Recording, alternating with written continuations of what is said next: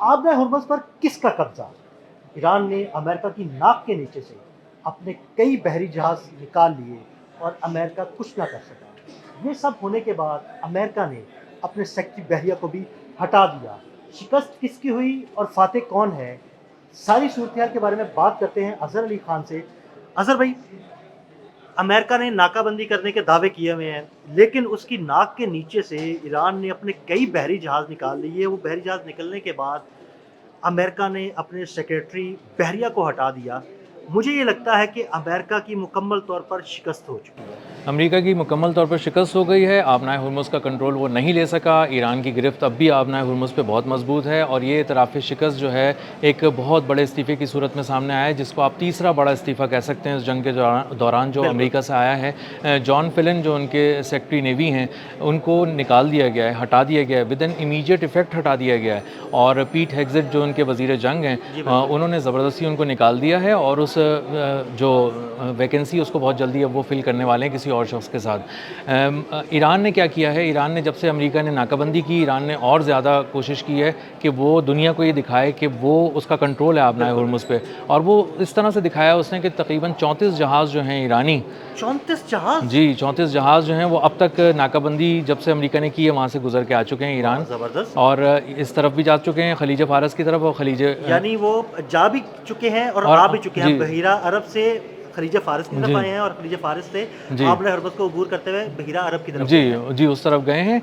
और बहुत ही आराम से जो कार्गो वेसल्स हैं वो। और बताया जा रहा है कि उनको ईरान की नेवी जो है वो एस्कॉर्ट कर रही है, उनके हिफाजती यानी हिसार पूरी में। हिफ़ाज़त के साथ जी, जो है ना वो लेके गए जी, हैं। तो इससे एक और भी दावा डोनाल्ड ट्रंप का झूठा साबित होता है, जिसमें उन्होंने कहा था कि जो ईरान की बहरिया समंदर की तह में पहुँच चुकी है, वो ख़त्म हो चुकी है और हमने उसको बर्बाद कर दिया, ख़त्म कर दिया, उसकी सलाहियत ही छीन ली है कि वो नहीं तो ये कुछ तो कर दावा सके। बिल्कुल फिर झूठा साबित हुआ। अगर ईरानी बहरिया अपने तमाम जहाज़ों को सिक्योरिटी फ़राहम करके लेके भी जा रही है, लेके आ भी रही है और अमेरिका कुछ नहीं कर पा रहा, तो इसका मतलब है कि ईरानी बहरिया मुकम्मल तौर पर फ़ंक्शनल है। जी, ऐसा ही है और इसका एक सबूत भी है और नाम के साथ है। सिली सिटी एक उनका सुपर ऑयल टैंकर है ईरान का। सुपर ऑयल टैंकर वो होता है जिसमें 20 लाख बैरल तेल होता है, बहुत ज़्यादा तेल होता है, सबसे बड़ा ख़ाम तेल। जी, सबसे बड़ा होता है, ऑयल सुपर टैंकर टैंकर होता होता है। है। वो ईरान की तरफ आ रहा था, आबनाए हुर्मुज़ को क्रॉस करने वाला था कि वहाँ पे अमरीकी बहरिया ने उसको चैलेंज किया, उसको रेडियो पैगामात भी भेजे और उसको फिर खुले समंदरों में खुला चैलेंज किया कि यहाँ मत आना, हम तुम्हें उड़ा देंगे क्योंकि तुम अमरीका की इजाज़त के बगैर आ रहे हो और ईरान की पोर्ट पे आ रहे हो। तो उसने उसको नज़रअंदाज करने के लिए वहाँ पर एक बहुत ज़ोरदार सायरन बजाए,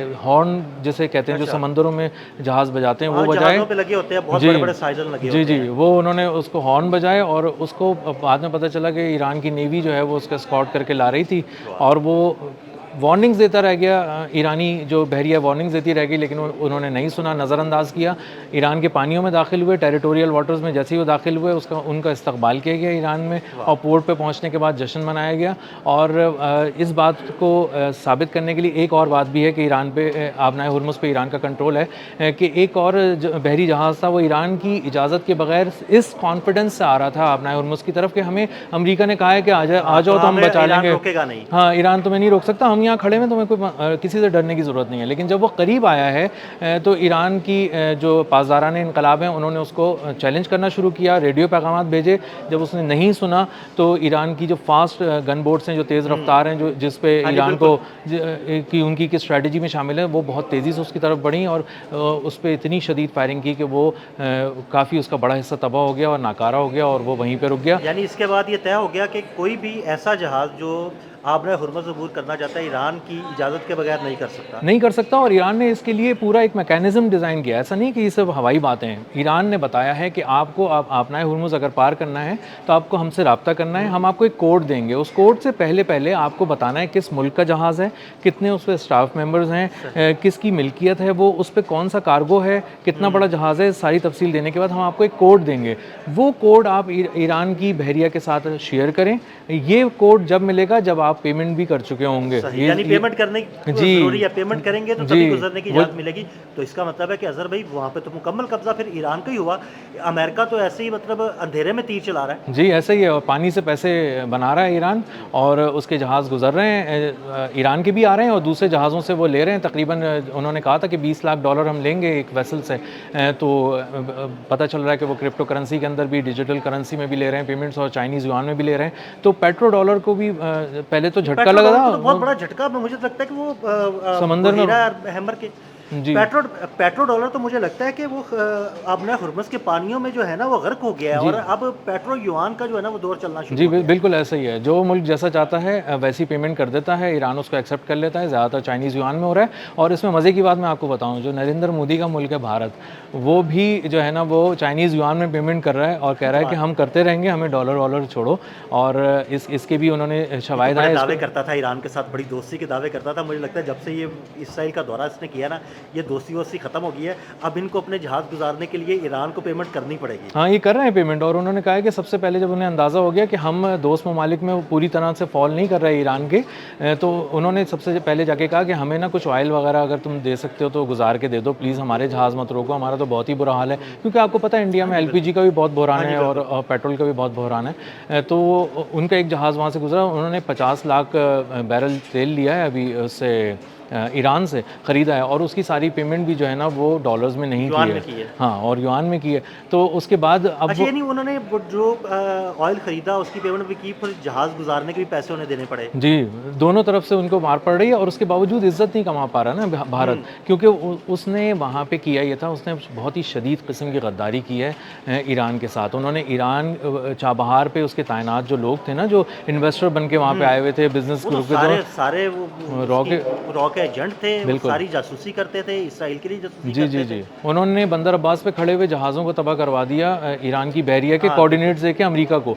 और उसके अगेंस्ट नरेंद्र मोदी ने ज़ाहिर है कोई फ़वाइद लिए हैं, पैसे लिए हैं, जो कुछ भी लिया है, लेकिन बहरहाल गद्दारी की है और बहुत खुल के की है। और इस ईरान की इंटेलिजेंस को ये पता चल गया और उसके बाद से उन्होंने बहुत ज़्यादा भारत के साथ एक फ़ासला मेंटेन करने की कोशिश की है। तो आबनाए हुर्मुज़ से अगर भारत को भी जाना है ना, तो चाइनीज़ युआन दे के जाना है और ईरान की इजाज़त से जाना है। और अमेरिका से दोस्ती अब किसी मुल्क को जो है ना बिल्कुल, कोई फ़ायदा नहीं पहुँचा सकती कोई अमेरिका फ़ायदा से नहीं दोस्ती। पहुँचा रही। अच्छा अज़हर भाई, एक अमेरिका में सेक्रेटरी बहरिया जो हैं उनसे इस्तीफ़ा लिया गया, उनको फ़ौरन हटा दिया गया।